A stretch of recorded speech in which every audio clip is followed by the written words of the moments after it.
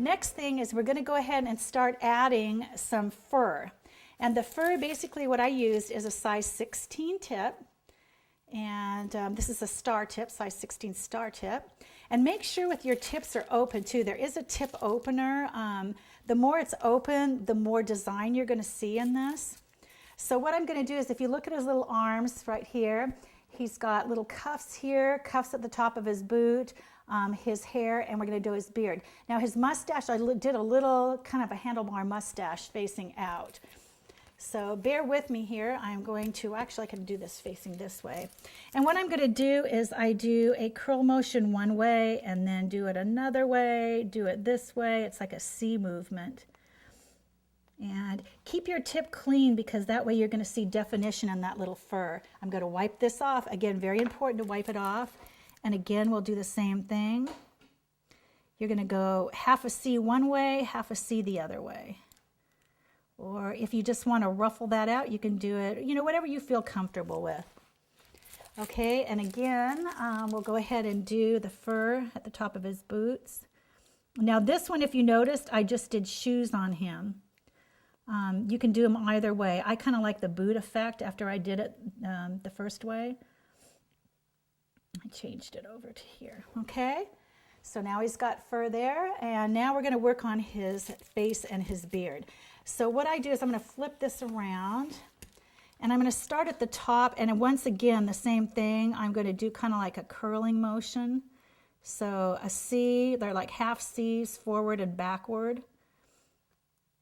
And just move around his face. Clean the tip off periodically, go back in.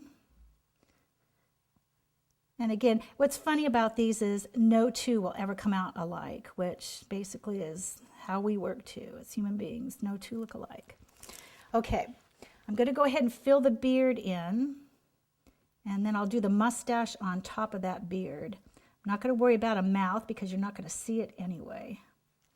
Now, what I did is down the front, I also did a little bit of fur down the front here, which a lot of this is going to be covered up by the beard, but not a big deal. Okay. Okay, the mustache, what you're going to do is just drag that and bring it out from his mouth. Okay, and then again, I'm going to fill this in a little bit more. Alrighty. Okay, Santa.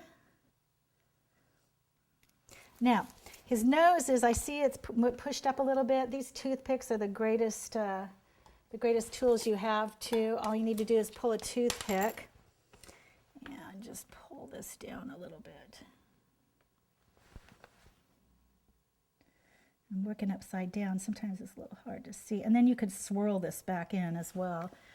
That swirling movement works really well in a lot of things.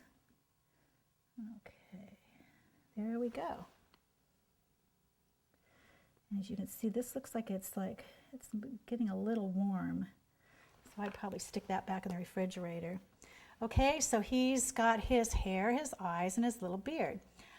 Next thing we need to work on is his hat. Now with the hat, there is a white fondant rim here. The problem is when I did this, the whites ran into each other and you couldn't distinguish the royal from the hat.